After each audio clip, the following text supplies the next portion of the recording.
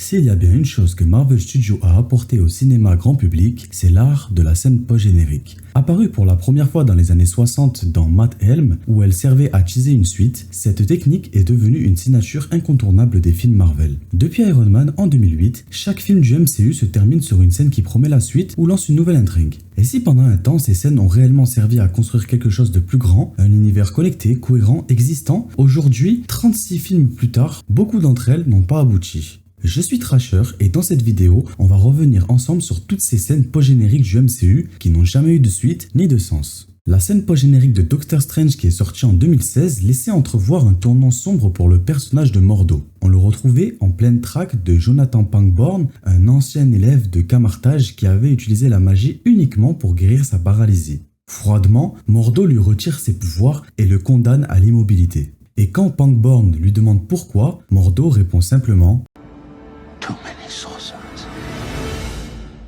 Tout semblait indiquer que Mordo allait devenir l'un des nouveaux antagonistes du MCU, mais cette piste n'a jamais été exploitée. On ne revoit le personnage de Mordo qu'une seule fois dans Multiverse of Madness, mais il s'agit d'un variant issu d'un autre univers. Et le plus frustrant, dans les bonus du film de Strange 2, on découvre qu'à l'origine, le vrai Mordo devait apparaître dans la scène d'ouverture pour se faire littéralement décapiter par Wanda. Résultat, un personnage sacrifié et une scène post-générique qui n'a servi à rien.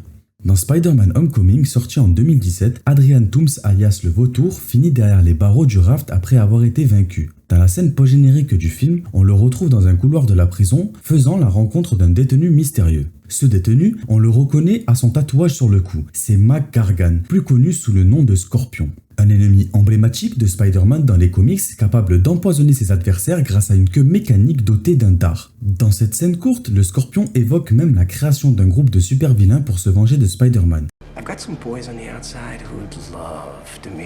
Et les fans auront tout de suite reconnu la référence des Sinister Six, une sorte d'Avengers version maléfique réunissant plusieurs ennemis emblématiques de Spidey. Mais rien du tout de tout ça ne verra le jour. Le Scorpion ne réapparaîtra plus jamais dans le MCU. Pire encore, du côté de l'univers de Sony, on tente de relancer l'idée des Sinister Six dans le film Morbius avec une scène post-générique totalement absurde où le vautour revient pour recruter Morbius. But I think a bunch of guys like us should team up, could do some good.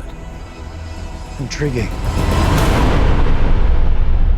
Inutile d'en dire plus, la scène est incohérente et surtout elle n'aura aucune suite, puisque ce projet des Sinister Six Made in Sony est heureusement mort-né et l'univers est lui-même officiellement abandonné depuis janvier 2025. Heureusement, tout n'est pas perdu. Quelques années plus tard, Spider-Man No Way Home finira finalement par offrir une version multiverselle des Sinister Six et Marvel Studios proposera une nouvelle version du Scorpion dans la série Your Friendly Neighborhood Spider-Man. Un design fidèle aux comics, un traitement plus poussé, bref, une vraie réintroduction du personnage même si elle se fait cette fois en animation.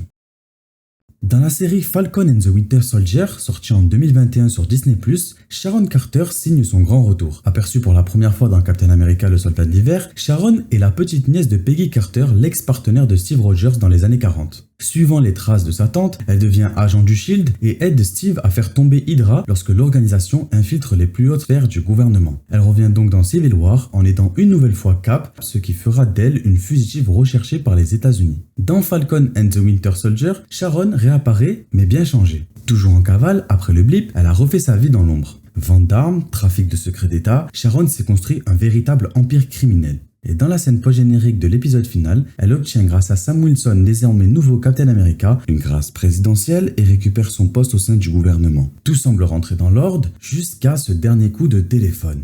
Sharon contacte un mystérieux interlocuteur et annonce froidement que grâce à son retour au sein des services secrets, elle aura désormais accès à des prototypes d'armes, à des informations classées top secrètes et à bien d'autres choses à revendre. Une révélation qui confirme ce que beaucoup soupçonnaient, Sharon Carter est le power broker du MCU, une figure mafieuse des comics manipulatrice qui tire les ficelles dans l'ombre. Un teasing fort, intriguant, mais qui depuis 2021 n'a jamais été exploité. Aucune suite, aucune apparition, aucun développement. Heureusement, Falcon and the Winter Soldier est encore relativement récent, donc on peut garder un peu d'espoir de revoir un jour le Power Broker dans le MCU. Shang-Chi est la légende des 10 anneaux. Lui est plutôt généreux. Le film ne nous offre pas une, mais 2 scènes post-génériques qui, à ce jour, n'ont toujours débouché sur rien. Dans la première, on retrouve Bruce Banner et Captain Marvel réunis autour d'un hologramme représentant les bracelets de Shang-Chi qui sont en réalité les 10 anneaux. Un artefact ancien, d'origine inconnue, constitué d'anneaux métalliques suspendus et capable d'offrir à son porteur des pouvoirs mystiques et impressionnants. Banner est formel, ces anneaux émettent un signal vers un lieu mystérieux. On imagine que ce détail finira par jouer un rôle dans Avengers Doomsday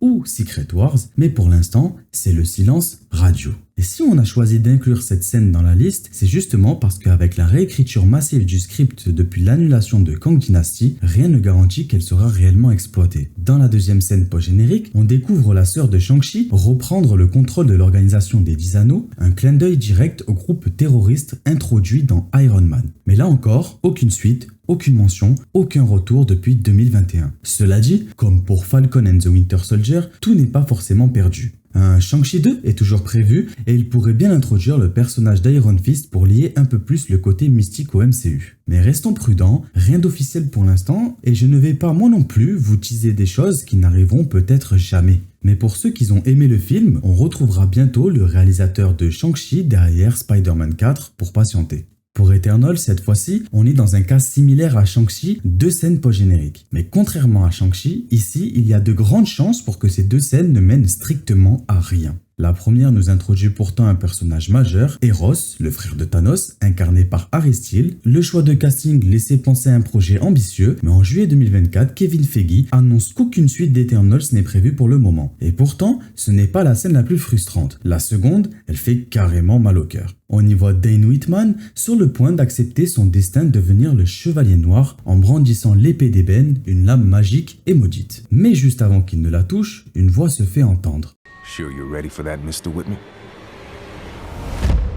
Cette voix, c'est celle de Blade, le célèbre chasseur de vampires. Interprété par l'acteur oscarisé Mahershala Ali, le reboot avait été annoncé en grande pompe à la Comic-Con 2019, 15 ans après la dernière apparition du personnage, incarné à l'époque par Wesley Snipes dans Blade Trinity. Un retour plus qu'attendu, puisque en plus d'être culte, la trilogie Blade a littéralement ouvert la voie aux films de super-héros modernes. Et pourtant, en 2024, Marvel Studios revend les costumes initialement prévus pour Blade à la production de Sinners sorti en avril 2025. Un signe qui malheureusement ne trompe pas. Le plus ironique, c'est que finalement, le Blade de Wesley Snipes fera son apparition dans le MCU dans Deadpool 3, avant la version reboot de Mahershala Ali. L'hilarant Venom, Let There Be Carnage se terminait sur une scène post-générique prometteuse. Venom, en léchant un écran de télé, semblait confirmer son arrivée imminente dans le MCU et plus précisément dans Spider-Man No Way Home. Mais cette arrivée fut, disons, symbolique. Venom n'apparaît que dans la scène post-générique de No Way Home, assis à un bar, à peine le temps de commander un verre avant d'être renvoyé dans son univers. Il laisse tout de même derrière lui une goutte de symbiote, mais depuis, Venom 3 est sorti, l'univers de Sony est officiellement terminé et Spider-Man 4 ne semble pas vouloir toucher au sujet du symbiote. Bref, tout ça pour rien, mais merci Sony, l'essentiel c'est de participer. À la fin de la série Moon Knight sur Disney+, Mark Spector, atteint d'un trouble dissociatif de l'identité, parvient enfin à faire la paix avec son alter ego Steven Grant. Ensemble, ils réussissent à vaincre Arthur Harrow, un fanatique à la tête d'un culte qui cherchait à libérer Amit, une divinité enfermée par Khonshu, le dieu égyptien de la lune. Mais alors que Mark refuse de céder à la vengeance et décide de ne pas tuer Harrow, s'opposant ainsi à Khonshu, tout semble rentrer dans l'ordre, du moins en apparence. Car dans une scène post-générique, un mystérieux individu attrape Harrow sur le point d'être interné en hôpital psychiatrique et le fait monter de force dans une voiture. Harrow y retrouve Khonshu, bien confortablement installé, qui lui révèle alors sa carte secrète Jake Lockley. Une troisième personnalité de Mark, bien plus violente et entièrement dévouée à Khonshu, Harrow est exécuté sur le champ. Une fin qui annonçait clairement une suite, qu'on attend toujours depuis 2022, Mark Spector pourrait peut-être rejoindre un projet plus ambitieux comme la très attendue équipe des Midnight Suns, composée certainement de Jack Russell qu'on a vu dans l'excellent Werewolf by Night et de Blade, mais pour ça, il faudrait déjà que Blade réussisse à sortir un jour. Dans la scène post-générique de Thor Love and Thunder, Zeus ordonne à Hercule de traquer et d'éliminer Thor, un clin d'œil prometteur surtout quand on connaît l'importance d'Hercule dans les comics et la réussite visuelle de son introduction dans le MCU. Mais ce teasing pourrait bien rester sans suite puisque aucun film Thor n'a été annoncé depuis et le personnage devrait seulement revenir dans les futurs Avengers. On dira que Hercule avait la flemme en fin de compte. En 2022, She-Hulk nous a offert certaines scènes post-génériques les plus mémorables du MCU. Mais deux d'entre elles restent encore aujourd'hui sans réponse. Dans la première, surgissant de nulle part au milieu d'un repas de famille, on découvre l'existence de Scar, le fils de Hulk, et probablement le détenteur de la coupe de cheveux la plus discutée du MCU. Dans la seconde, Wong vient discrètement libérer Emil Blonsky, alias l'Abomination, de sa cellule depuis rien. Aucune suite directe, même si la disparition de Blonsky dans Captain America 4 laisse penser que cette intrigue reste ouverte. Mais difficile de savoir où cela nous mène, peut-être un lien avec la scène post-générique de Shang-Chi. Pour finir, voici Ant-Man Quantumania. Le film devait marquer un tournant majeur dans la saga du multivers avec l'introduction de Kang le Conquérant, censé devenir le nouveau Thanos du MCU. Sa scène post-générique dévoile le conseil de Kang, laissant entrevoir l'ampleur de la menace à venir, mais en 2023, des accusations judiciaires visant Jonathan Majors, l'interprète de Kang, ont tout bouleversé. Marvel a fini par écarter l'acteur, forçant les scénaristes à réécrire toute la suite de la saga et à mettre de côté l'intrigue pourtant amorcée depuis la série Loki. Ironiquement, Quantumania reste finalement important. Non, pas comme le début d'une ère, mais comme le dernier vestige de celle qu'on n'aura jamais vue. Voilà pour les scènes post-génériques du MCU qui, pour beaucoup, ne connaîtront probablement jamais de suite. Et on aurait aussi pu évoquer la fin des Gardiens de la Galaxie 3 avec le fameux le légendaire Star-Lord reviendra, les X-Men aperçus dans The Marvel ou encore l'œil mystérieux dans Doctor Strange 2, mais partons du principe que ces intrigues trouveront leur place dans les prochaines Avengers. Star-Lord devrait y faire son retour, les X-Men aussi, et Strange aura sûrement quelques anecdotes à raconter sur son incursion. Malgré tout, difficile de ne pas être un peu déçu de voir autant de pistes abandonnées, mais qui sait, peut-être que les scénaristes finiront par recoller les morceaux d'ici quelques années. Surtout avec le soft reboot annoncé récemment dans Avengers Secret Wars par Kevin Feige. Allez, moi c'était Thrasher et je vous dis à la prochaine sur Strange Side. Bye bye.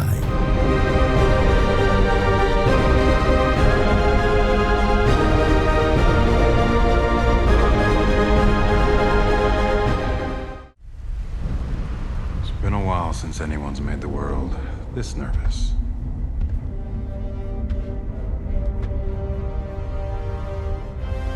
Black Adam. We should talk.